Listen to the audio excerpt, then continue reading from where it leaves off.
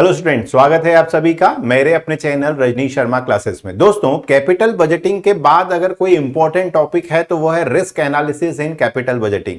ये भी पूरा न्यूमेरिकल टॉपिक है, पर न्यूमेरिकल करने से पहले हमें ये तो पता लगे कि भाई इसमें रिस्क किस टाइप की है और क्यों है कैपिटल बजटिंग में रिस्क। तो सबसे पहले तो आपको इसकी बेसिक टर्मिनोलॉजी पे चलना पड़ेगा। बजटिंग का मतलब आप जानते ही हैं कि क्या होता है, प्लानिंग करना फ्यूचर की। और कैपिटल बजटिंग का जो टॉपिक अभी आपने पढ़ा है, और अगर नहीं पढ़ा है तो आप मेरे इससे पहले वाले वीडियोस देख लीजिएगा, तो उसमें आपको कैपिटल बजटिंग पूरा क्लियर हो जाएगा। वहां पर हम ये एज्यूम करके चलते हैं कि जो भी भविष्य में पैसा कैश इनफ्लो है वो सर्टेन है, फिक्स्ड है।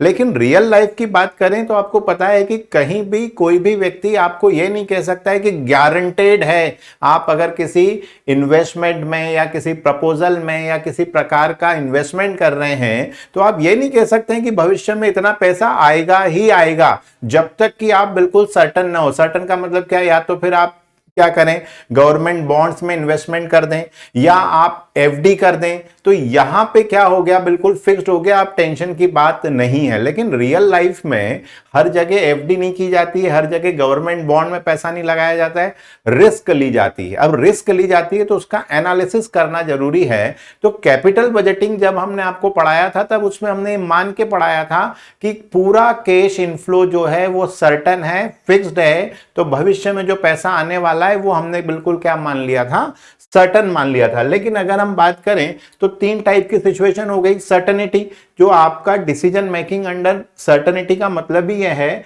कि जो कैश फ्लो है वो फिक्स्ड है। तो अगर आपने किसी प्रकार का गवर्नमेंट बॉन्ड में इन्वेस्टमेंट किया है या फिक्स्ड डिपॉजिट किया है तो जो भविष्य में आने वाला पैसा है वो तो क्या मिलने वाला है, आपको फिक्स्ड मिलने वाला। लेकिन उसका रिवार्ड जो होगा वो कम होगा। तो ऑब्वियस बात है फिर रिस्क ली जाएगी। तो रिस्क दो कंडीशन में, जब अनसर्टन और रिस्क। अब ये दो छोटी छोटी टर्मिनोलॉजी है, आप इनको एक साथ यूज कर सकते हैं। अनसर्टेनिटी भी यूज कर सकते हैं, रिस्क भी यूज कर सकते हैं। पर इसमें एक टेक्निकल पॉइंट यह है कि अगर आप किसी भी कैश फ्लो की जो भी भविष्य में क्लैश वो आने वाला है, वो अगर उसकी प्रोबेबिलिटी आप बता नहीं कर सकते हो तो उसको अनसर्टन बोलते हैं। और रिस्क में क्या होता है कि आपको प्रोबेबिलिटी पता होती है। अब वो कैसे असाइन करते हैं वो अलग कहानी है, लेकिन ये थोड़ा सा डिफरेंस है। तो अनसर्टेनिटी और रिस्क आप एग्जाम पॉइंट ऑफ व्यू से या इन जनरल टर्म में इंटरचेंजेबली क्या कर सकते हैं, दोनों को यूज कर सकते हैं। लेकिन अगर आप टेक्निकल बात करें तो टेक्निकल बात में अनसर्टेनिटी और रिस्क में फर्क क्या है, तो रिस्क में आपको प्रोबेबिलिटी पता होती है और अनसर्टेनिटी में प्रोबेबिलिटी नहीं पता होती है। ठीक है, तो रियल लाइफ की बात करें तो अनसर्टेनिटी, कुछ इन्वेस्टमेंट में आपको पता होती है प्रोबेबिलिटी कैसा होने की क्या संभावना है, तो वो रिस्क है। लेकिन रियल लाइफ में आप मैंने बताया ना कि दोनों रिस्क लिखा हो या अनसर्टेनिटी लिखा हो, कोई बहुत विशेष फर्क नहीं पड़ता है।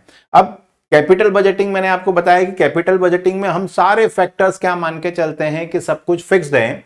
जैसे कि कैश इनफ्लो बहुत सारी चीजों पे डिपेंड करता है, जैसे price, sales volume, effectiveness of advertisement, campaigning, cost of raw material, company का मैनेजमेंट, आपकी इन्वेस्टमेंट पॉलिसी, गवर्नमेंट का चेंज हो जाना, पॉलिटिकल डिस्टर्बेंस, इंटरनेशनल या ग्लोबल लेवल पे किसी प्रकार का कोई चेंजेस आ जाना।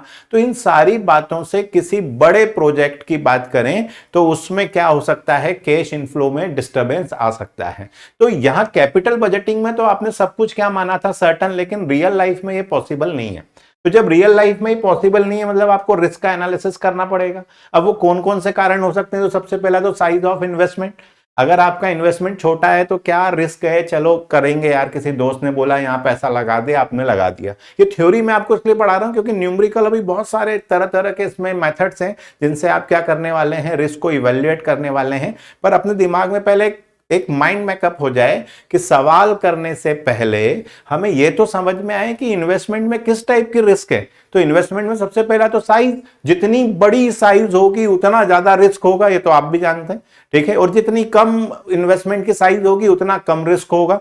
ठीक है, तो सबसे पहली बात तो ये, जितना बड़ा प्रोजेक्ट होगा उतना ज्यादा क्या होगी, उसमें रिस्क होगी। इसीलिए जब बड़ी कंपनियां कोई नया प्रोडक्ट लॉन्च कर रही होती हैं या एक नया ही प्रोजेक्ट आता है, जैसे अभी आपने पता है कि भाई एलन मस्क जो हैं वो क्या कर रहे हैं, पूरे इंडिया पूरे वर्ल्ड में सैटेलाइट के थ्रू इंटरनेट प्रोवाइड करने वाले हैं। टेस्ला कार पूरे वर्ल्ड में यूज कर मैन्युफैक्चरिंग करके वो चलाना चाहते हैं। तो जितना बड़ा क्या होगा इन्वेस्टमेंट की साइज होगी, उतनी बड़ी रिस्क भी उसके साथ एसोसिएट होगी। लाइफ ऑफ द प्रोजेक्ट, यार अगर किसी चीज का लाइफ स्पॉन छोटा है तो चलो फटाफट पैसा रिकवर हो जाएगा, लेकिन अगर आप सोच के चलें 8-10 साल, तो 8-10 साल में तो पूरी परिस्थितियां क्या हो जाने वाली हैं, चेंज हो जाने वाली हैं। तो रिस्क जैसे जैसे प्रोजेक्ट का टाइम बढ़ता जाएगा, रिस्क भी बढ़ती जाएगी। तो थ्योरी में आपको ये बातें समझ में आनी चाहिए। जैसे इकोनॉमिकल कंडीशन, अब इकोनॉमिकल किसी देश की इकोनॉमिकल कंडीशंस के ऊपर आपके सारे प्रोजेक्ट, सारे इन्वेस्टमेंट, सारे प्रपोजल का रिस्क डिपेंड करता है। तो अगर वहां का पॉलिटिकल स्टेबिलिटी अलग हुई, नई सरकार आ गई, उसने नए टैक्स लगा दिए, तो मालूम पड़ा फिर प्रोजेक्ट के ऊपर कोई टेंशन आ गया या उसका रिटर्न कम हो गया। तो ऐसी सारी बातें किसके अंदर आती हैं, इकोनॉमिकल कंडीशन। मतलब change in economical condition, change in return, सीधी सी बात है। इंडस्ट्रियल फैक्टर, इंडस्ट्रियल फैक्टर मतलब जिस टाइप का आपका प्रोजेक्ट है या जिस टाइप की आप इंडस्ट्री में काम करते हैं, उसके अपने चैलेंजेस होते हैं। उनमें अगर जो चेंजेस आएंगे तो वो सबके लिए आएंगे, तो उससे भी क्या होने वाला है, आपका जो भी प्रोजेक्ट अगर उससे रिलेटेड है तो वो क्या होने वाला है, अफेक्ट होने वाला है। कंपनी फैक्टर, भाई आपने मान लीजिए कंपनी खोली है किस तरीके की, या उसमें मशीन लगाई है, तो फिर उसके तो अपने खुद के बहुत सारे चैलेंजेस हैं। स्ट्राइक हो गया, किसी प्रकार का फायर एक्सीडेंट हो गया, किसी प्रकार का मैनेजमेंट में चेंजेस आ गए, तो ऐसी 50 बातें कंपनी के अंदर होती होंगी, जिससे क्या होगा, वो प्रोजेक्ट का रिटर्न अफेक्ट होता होगा। प्रोजेक्ट स्पेसिफिक, कोई पर्टिकुलर प्रोजेक्ट है जिसकी अपनी ही कोई रिस्क है, तो फिर वो उसी प्रोजेक्ट की है। मान लीजिए किसी प्रकार का हाइड्रोल प्लांट लगा रहे हैं, तो भाई अब वो वहां के चैलेंजेस अलग होंगे। मालूम पड़ा कि पहाड़ी सोचा जरूर था, लेकिन वहां पर हम उसका उतने टाइम में नहीं बना पाए। तो इस तरीके के प्रोजेक्ट जो खुद अपने आप में चैलेंजेस हैं, जो खुद प्रोजेक्ट के कारण ही क्या होती है, उनमें रिस्क इन्वॉल्व होती है। कंपटीशन, अब ये तो हमेशा ही रहने वाला है कि आपने कुछ सोचा था और मालूम पड़ा ओला ने सोचा था, उबर को देख के ओला आ गया।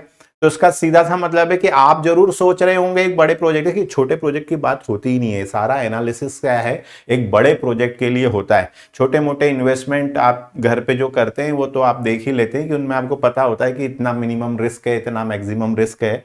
पर जब एक लंबे पैमाने पे बहुत बड़ा फंड क्या किया जाता है, इन्वेस्ट किया जाता है, तब ये सारी टेक्निकलिटी सोचनी पड़ती है। तो मालूम पड़ा कि नया प्लेयर आ गया, या उसका कोई सब्स्टिट्यूट आ गया, या लोगों का टेस्ट और प्रेफरेंस चेंज हो गया। जैसे आपको पता ही है कि ट्रेडिशनल बिजनेस और ई कॉमर्स, तो कितनी तेजी से उन्होंने ट्रेडिशनल बिजनेस में अगर आपने किसी ने इन्वेस्टमेंट किया था, तो फिर मालूम पड़ा कि ई कॉमर्स ने उसको बड़ा झटका दिया है। ठीक है ना। तो इस तरीके के बहुत सारे चैलेंजेस होंगे जो कंपटीशन के कारण अराइज होंगे, उतनी रिस्क बढ़ जाने वाली है। इंटरनेशनल रिस्क, अब इंटरनेशनल का मतलब यह है कि भाई करेंसी को लेके कुछ खटपट है, दो देशों के बीच में किसी प्रकार की कोई कोलैबोरेशन था, वो बाद में खटाई में पड़ गया।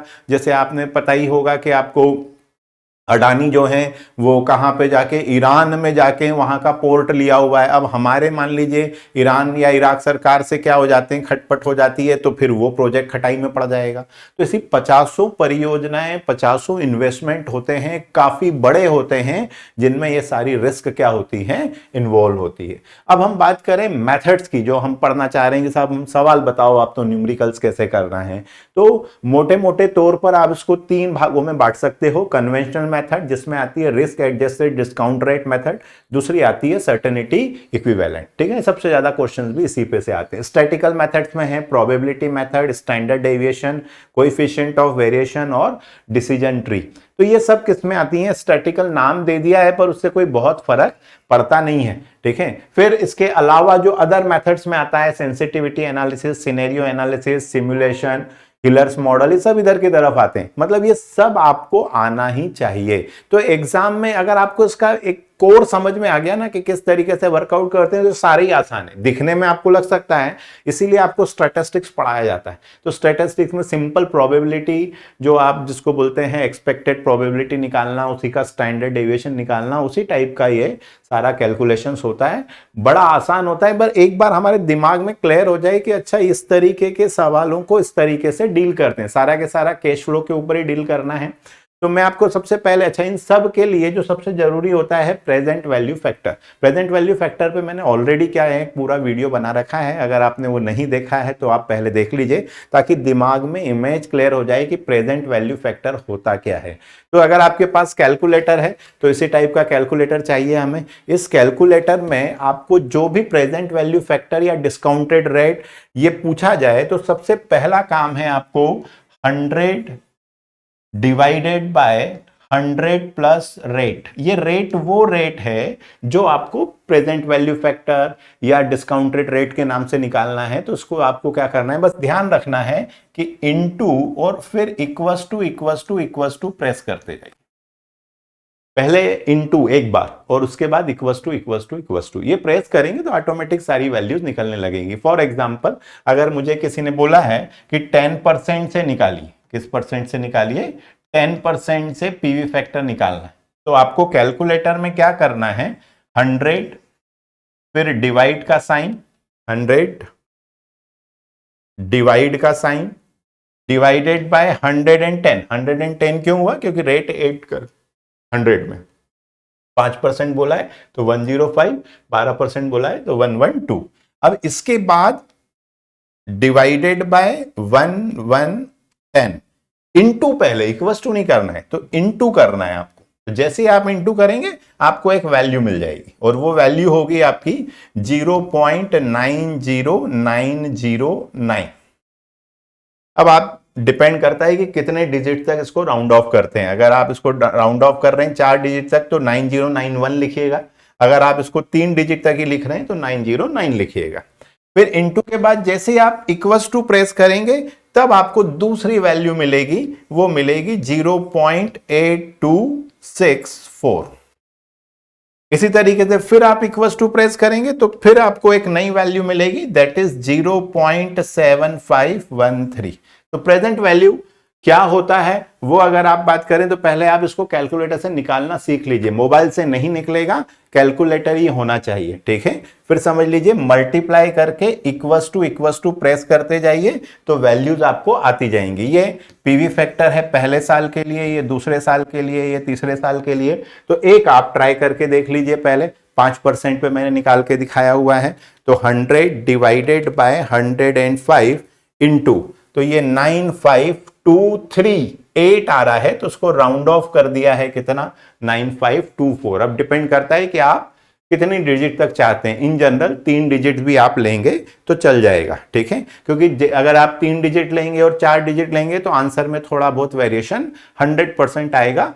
फिर वो किताब का भी क्वेश्चन करेंगे तो भी आपके आंसर और किताब के आंसर में चेंजेस होगा, क्योंकि डिपेंड करता है कि उन्होंने 3 डिजिट तक लिया है, आपने 4 डिजिट तक लिया है। इन जनरल सभी लोग क्या करते हैं, 3 डिजिट तक इसको लेते हैं, ठीक है। पर रियल लाइफ की बात करें तो वहां तो फिर हम 6-6 डिजिट तक जाएंगे, क्योंकि सारा इन्वेस्टमेंट करोड़ों में होता है और पॉइंट में फर्क होता है। पर एग्जाम पॉइंट ऑफ व्यू से कोई फर्क नहीं पड़ता है, देखें।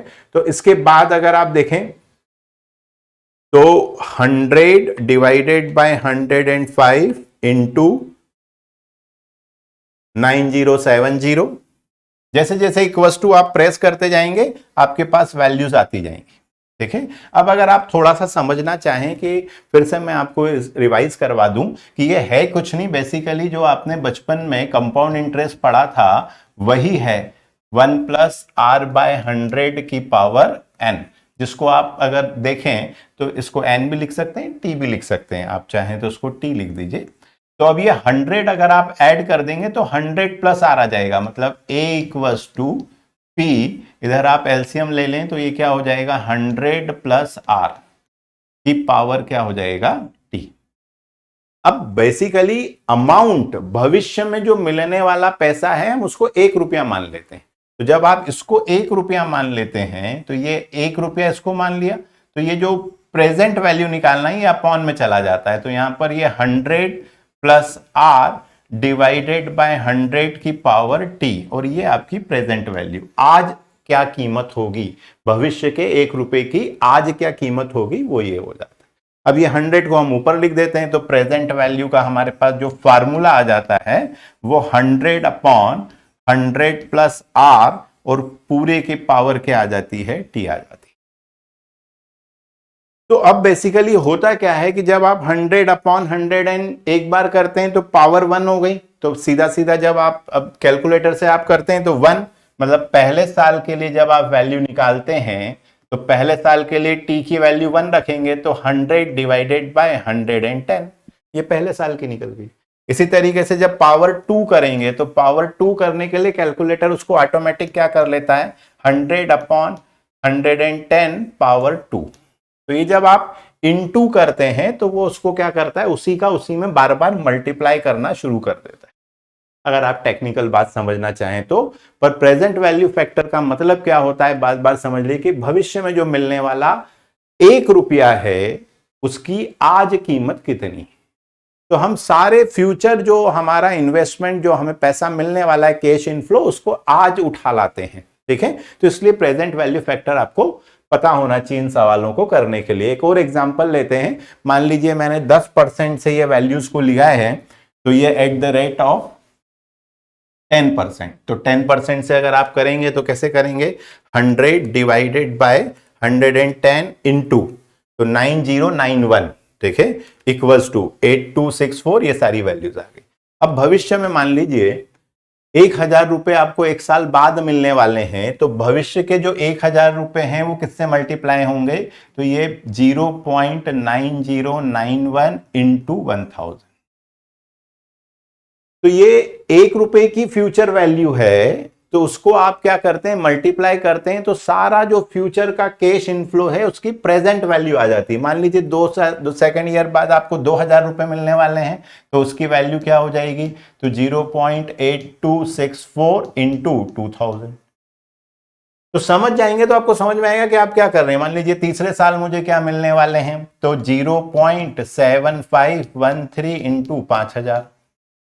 जो भी पैसा आपको मिलने वाला है उसको उसके प्रेजेंट वैल्यू फैक्टर से मल्टीप्लाई कर दीजिए, तो जो भविष्य में कैश इनफ्लो था वो उसकी सारी की सारी आज कीमत आ जाती है, ठीक है। तो जो भी आपको दिया हुआ है, जैसे हम यहां पर 8000 दिया हुआ है, तो 0.6830 इंटू 8000, 10,000 रुपए। तो 10,000 रुपए के लिए कौन सा साल है, 5वें साल। 5वें साल पे वैल्यू कितनी है, 0.6209 इंटू 10,000। भविष्य के जो 10,000 रुपए हैं वो आज के 6,000 कितने रुपए हो जाएंगे, 6,209। मतलब भविष्य के सारे इन्वेस्टमेंट, सारे कैश इनफ्लो को हम कहां उठा लाते हैं, प्रेजेंट में उठा लाते हैं। आगे बात समझ में। तो ये सबसे पहले तो प्रेजेंट वैल्यू का कंसेप्ट अच्छे से आना चाहिए, वरना एक प्रेजेंट वैल्यू फैक्टर का आप वीडियो देख लीजिएगा, अदरवाइज यहां समझा दिया है, इतना काफी है कि इनटू करके मल्टीप्लाई करें, ठीक है। दूसरी जरूरी बात मैं आपको बता दूं कि अगर अभी तक आपने हमारा ऐप डाउनलोड नहीं किया है तो कर लीजिए, क्योंकि इस ऐप पे आपको सारा कैपिटल बजटिंग, सारे वीडियो लेक्चर एक सिस्टमैटिक मैनर में मिलते हैं कि आपके जितने मन में जितने क्वेश्चंस हैं वो सारे सिंप्लीफाइड हो जाएंगे, सारे क्लियर हो जाएंगे। एग्जाम टाइम में जब जितना समय हो आप उतनी तेजी से आप क्या कर सकते हैं, जो टॉपिक आप पढ़ना चाहें, एमबीए फर्स्ट सेम का, सेकंड सेम का, थर्ड सेम का, फोर्थ सेम का, सारे न्यूमेरिकल का आपका टेंशन खत्म हो जाता है। तो गूगल प्ले स्टोर पे जाइए और रजनीश शर्मा क्लासेस सर्च करिए और इसको डाउनलोड कर लीजिए। अगर आप इसको लैपटॉप पर या आईफोन पे रन करना चाहते हैं तो सिंपली आप क्या करें, गूगल के ऊपर सर्च करिए रजनीश शर्मा classes.classesx.co.in, ये हमारी वेबसाइट है। इसकी लिंक भी मैंने आपको नीचे डिस्क्रिप्शन में दे रखी है। सिंपली वहां पर जाएंगे, जैसे स्क्रॉल करेंगे वहां पर डाउनलोड फॉर विंडो का भी ऑप्शन होगा और डाउनलोड फॉर ऐप स्टोर के लिए भी आपके पास क्या आ जाएगा ऑप्शन। प्रोसेस को फॉलो करें और आप इसको अब आईफोन पे भी रन कर सकते हैं और लैपटॉप पे भी रन कर सकते हैं। अभी तक अगर आपने हमारा व्हाट्सएप ग्रुप ज्वाइन नहीं किया है तो तुरंत से ज्वाइन कर लीजिए। जितने वीडियो लेक्चर्स हम लोग बनाते हैं और जो ऐप पर हैं उन सब का पीडीएफ आपको मिल जाता है, तो पढ़ने में थोड़ी आसानी हो जाएगी। क्वेश्चंस की लिस्ट मिल जाएंगी, सारे वो क्वेश्चंस मिल जाएंगे जो आपकी यूनिवर्सिटी ने प्रीवियस एग्जाम्स में पूछे गए हैं। तो आपके पास एक फिक्स एजेंडा होगा और नंबर ऑफ क्वेश्चंस होंगे, ताकि आप क्या कर सकें, प्रैक्टिस कर सकें और एक कॉन्फिडेंस महसूस कर सकें। लेकिन फोन मत लगाइए, नंबर नीचे स्क्रॉल हो रहा है आपके सामने 9826013131 पर। सिंपली आपको क्या करना है, आपके सेम में है एमबीए के, आप किस ईयर में है, 2025, 26, 27, और आपका नाम और कॉलेज का नाम। तो हमने जो कॉलेज के ग्रुप बनाए हुए हैं उसमें हम आपको ऐड कर देते हैं, तो जो भी हमारे पास बेस्ट पॉसिबल मटेरियल होता है वो तुरंत आपको ग्रुप में मिल जाता है। और एग्जाम टाइम में हम आपकी क्या कर सकते हैं, बहुत सारे तरीकों से आपकी हेल्प कर सकते हैं, सॉल्व क्वेश्चंस के थ्रू, पीडीएफ के थ्रू, वो सब आपको क्या मिल जाएगा, इस ग्रुप पर मिल जाएगा। तुरंत से ज्वाइन कर लीजिए। अब हम एक एक करके सारी मेथड्स के ऊपर काम करते हैं। कौन कौन से मेथड्स मैंने आपको बताई हैं, तो ये सारी मेथड्स जो हैं हम वन बाय वन, अब जितने आगे के वीडियोस होंगे उनमें अब मैं क्या करने वाला हूं, सबके ऊपर अलग अलग आपको एक्सप्लेनेशन देता जाता हूं। और प्रैक्टिस के लिए आपको कहां पर आना पड़ेगा, ऐप पर। तो अब हम सबसे पहले एक न्यूमेरिकल लेते हैं और उस न्यूमेरिकल से सारी बात को समझते हैं। तो जो सबसे पहली मेथड है वो हमारी क्या है, रिस्क एडजस्टेड डिस्काउंटेड रेट, जिसको क्या बोला जाता है, RADR, method of varying discounting rate भी इसको बोला जाता है। इसमें होता क्या है, तो रिस्क एडजस्टेड डिस्काउंट रेट में सबसे पहले रिस्क फ्री रेट है ना, दो टर्म यूज कर रहे हैं, रिस्क फ्री रेट और रिस्क प्रीमियम, इन दोनों को प्लस कर देते हैं।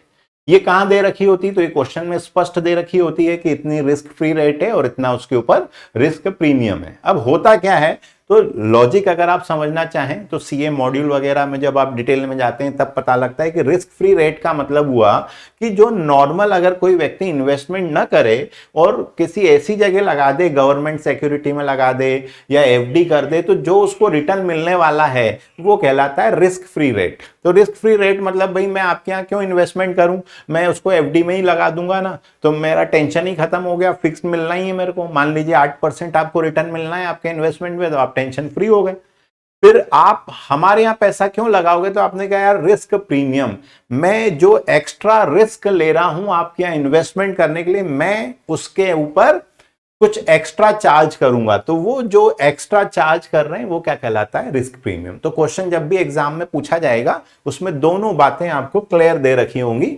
फॉर एग्जांपल ये देखिए, तो नेट प्रेजेंट वैल्यू के ऊपर ही काम करने, तो नेट कैश फ्लो। अब देखिए कई किताबों में या सीए के मॉड्यूल में जब आप देखते हैं या किसी किताब में देखते हैं तो इस तरीके का फार्मूला मिलता है, हमें लगता है अरे बाप रे क्या फार्मूला है, क्योंकि आज जिन लोगों का मैथमेटिक्स नहीं होता है उनको सबसे ज्यादा इससे देख के तकलीफ होने लगती है, अरे यार ये क्या दिया। बेसिकली कुछ नहीं दिया है, टाइम 0 से लेके एन तक, 1 साल 2 साल 5 साल 10 साल जितने साल का इन्वेस्टमेंट है उसमें नेट कैश फ्लो। देखें अब नेट कैश फ्लो का ये क्या दिया हुआ है, 1/1 + k⁻t, ये वही पीवी फैक्टर है। तो अगर आप इसको इस तरीके से देखें तो ये एनसीएफ जो अलग अलग है, अलग अलग सालों का, वो आप इस तरीके से लिख लीजिए बजाय फार्मूला लगाने के। और ये जो वैल्यू है 1/, ये पूरी वैल्यू ये कहलाती है डिस्काउंटेड फैक्टर, जिसको बोलते हैं हम पीवी फैक्टर, जो अभी आपको निकालना सिखाया।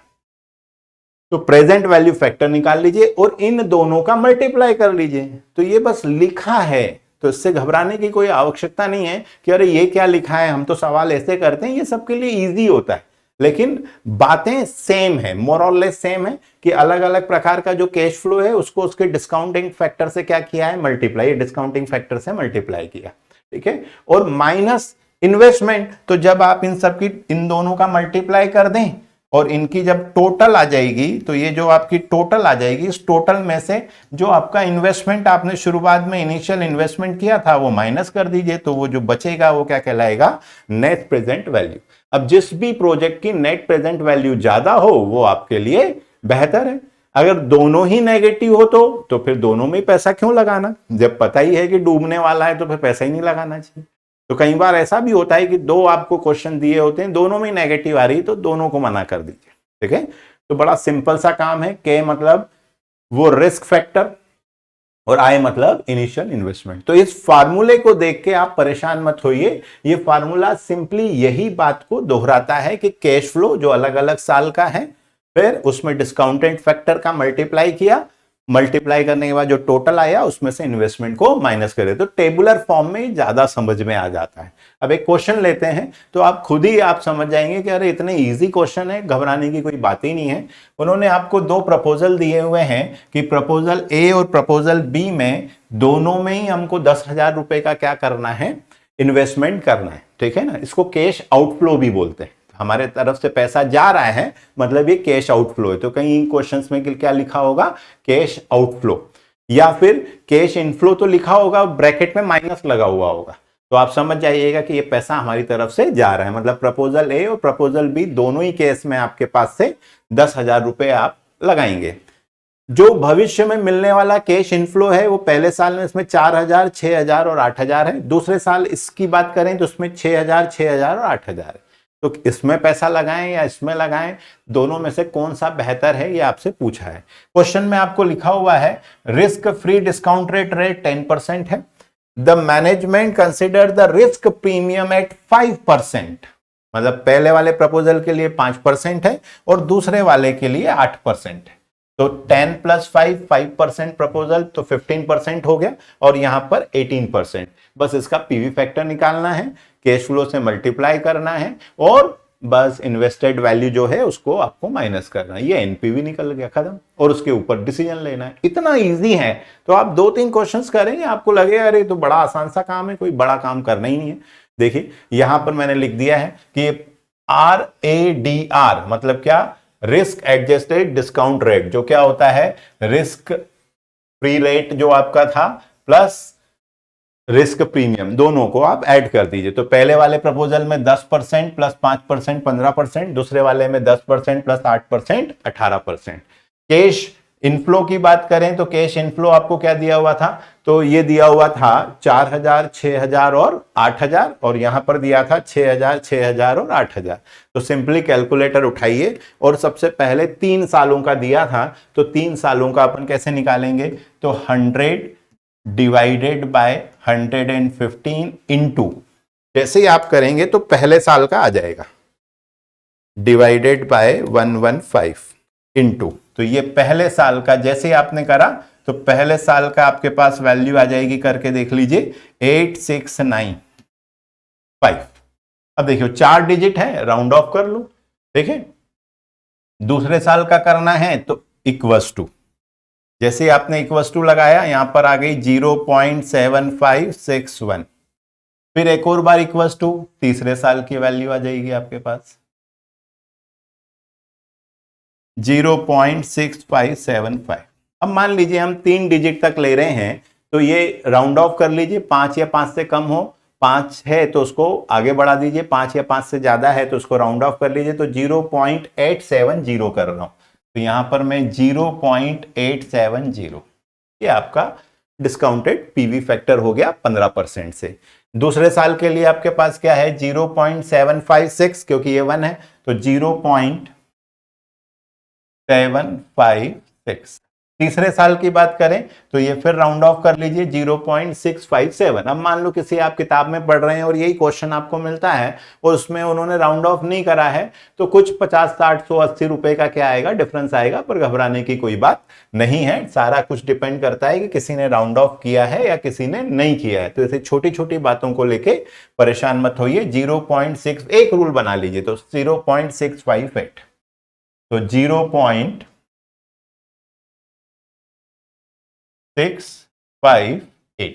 तो ये हमने क्या कर लिया। अब इसका सिंपली इन दोनों कॉलम का क्या करना है, आपको मल्टीप्लाई करना है। इन दोनों को मल्टीप्लाई करके यहां लिख दीजिए, ये इन दोनों को मल्टीप्लाई करके यहां लिख देते हैं। तो 4000 इंटू 0.870, ये आ गया 3480। इसके बाद है 6000 इंटू 0.756। तो आपको लगेगा अरे तो बहुत आसान सा टॉपिक है, अगर हमें समझ में आ जाए कि हम बेसिकली कर क्या रहे हैं।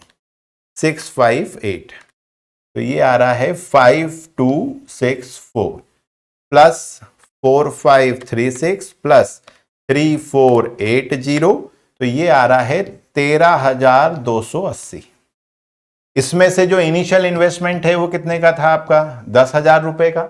इसको इसमें से क्या कर दीजिए, माइनस कर दीजिए, तो ये आपका आ गया ₹3280।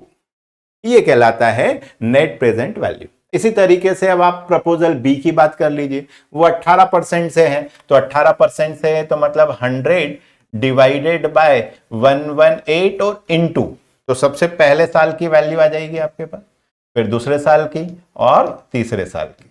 तो सबसे पहले तो 100 डिवाइडेड बाय 118 इंटू पहले करना है। जैसे इंटू करेंगे आप, यहां पर वैल्यू आ गई आपके पास 8474, ठीक है, इक्वल्स टू ये दूसरे साल की 7181,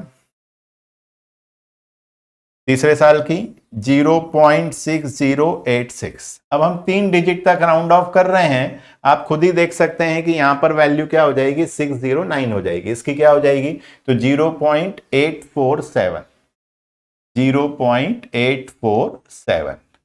यहां की बात करें 0.718, यहां की बात करें तो यहां 0.609, 0.609। एक बार जो आपने तरीका यूज कर लिया उसको फॉलो करिए। तो थोड़ा बहुत अगर आप किसी किताब का कोई क्वेश्चन कर रहे हैं और उसमें जो थोड़ा बहुत सेम क्वेश्चन करने पे वेरिएशन आ रहा है, वो इसीलिए, हालांकि जरूरत ही नहीं पड़ेगी, मैंने पीडीएफ में इतने सॉल्व क्वेश्चन दे दिए कि आपका कॉन्फिडेंस लेवल बूस्ट हो जाएगा। उसके लिए सिंपली आप हमें व्हाट्सएप कर दीजिए, हम आपको ग्रुप में जोड़ देंगे और वहां आपको सारे नोट्स भी मिल जाएंगे। वरना आप जैसे ही हमारा ऐप डाउनलोड करेंगे ना, तो इस ऐप पर मैंने यहां पर ये नोट्स का भी यहां पर दिया हुआ है, नोट्स एंड अनसॉल्व, तो सारे टॉपिक्स भी मिल जाएंगे। आपने बोला मुझे केवल capital budgeting and risk analysis पढ़ना है, तो आप यहां से पढ़ सकते हैं। कंप्लीट सिलेबस पढ़ना है तो ऑल कोर्स से पढ़ सकते हैं। नोट्स में जाके आपको सारे ही नोट्स मिल जाएंगे, ठीक है। तो किसी प्रकार के आपको नोट्स की जरूरत ही नहीं पड़ेगी, सब केवल सिंपली आप जैसे डाउनलोड कर लेते हैं आपका काम हो जाएगा। 6000 इंटू 0.718, तो ये आ रहा है दोस्त 4308। 8000 इंटू 0.609, तो ये आ गया 4872। अब इनको प्लस कर देते हैं, 4308 प्लस 5082, तो ये आ रहा है 14262 माइनस 10,000 जो आपने इन्वेस्टमेंट किया था, तो ये आ रहा है आपका ₹4262। अब लॉजिकली आपकी नेट प्रेजेंट वैल्यू किसकी ज्यादा आ रही है, तो प्रपोजल बी की आ रही है, तो इसका मतलब है प्रपोजल बी आपके लिए क्या है, बेस्ट है। तो यही आपको कंक्लूजन में लिखना है, the NPV of proposal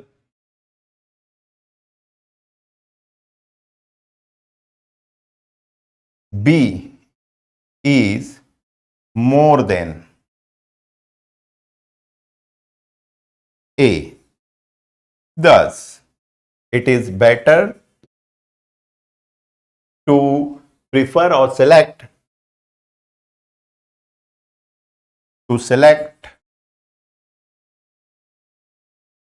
the proposal B आपको सिलेक्ट करना चाहिए, ठीक है। अब बात करें हम किसकी, तो एक क्वेश्चन आप और ले लीजिए। अब ये आप करके रखिएगा। इस क्वेश्चन में हमने 4 साल का क्या दिया हुआ डेटा, 1 लाख रुपए आपने लगाए हैं, इन्वेस्टमेंट ए या इन्वेस्टमेंट बी, कौन सा बेटर है। 1 लाख रुपए आपने दोनों ही केस में लगने हैं, मतलब कैश आउटफ्लो आपका 1 लाख रुपए है। 40,000, 35,000, 25,000, 20,000 ये आपका कैश इनफ्लो है। इधर 50,000, 40,000, 30,000, 30,000 ये आपका कैश इनफ्लो है। अब यहां पर दिया है company has a target return capital of 10%, तो ये 10% आपका क्या हो गया, रिस्क फ्री हो गया। Risk premium rates are 2% and 8% respectively.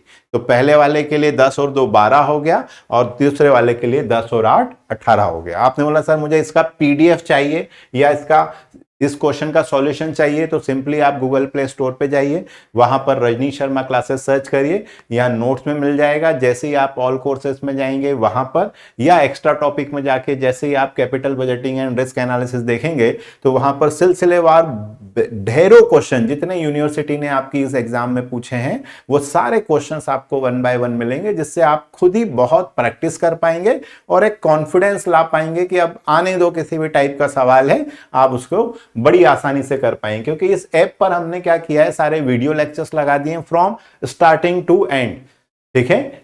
सारे सब्जेक्ट के नोट्स मिल जाते हैं, अनसॉल्व पेपर मिल जाते हैं। हमारी time to time live classes होती हैं, वो जो लाइव क्लासेस होती हैं एग्जाम टाइम में वो बड़ी यूजफुल होती हैं, सारा हम समराइज कर लेते हैं। वो सब आपको जैसे ही आप ये डाउनलोड कर लेते हैं टाइम टू टाइम नोटिफिकेशंस आते जाएंगे और आप आगे बढ़ते चले जाएंगे। तो बिल्कुल से इसको डाउनलोड कर लीजिए। मिलते हैं नेक्स्ट वीडियो लेक्चर्स में दूसरी मेथड्स के साथ। आप इसके और क्वेश्चंस करना चाहते हैं, सिंपली आप हमें व्हाट्सएप करिए, हम आपको इसकी पीडीएफ प्रोवाइड कर देंगे और आप ढेरों क्वेश्चंस की क्या कर पाएंगे, पर बैठे प्रैक्टिस कर पाएंगे। तो चलिए मिलते हैं नेक्स्ट वीडियो में। Till then keep learning. जय हिंद।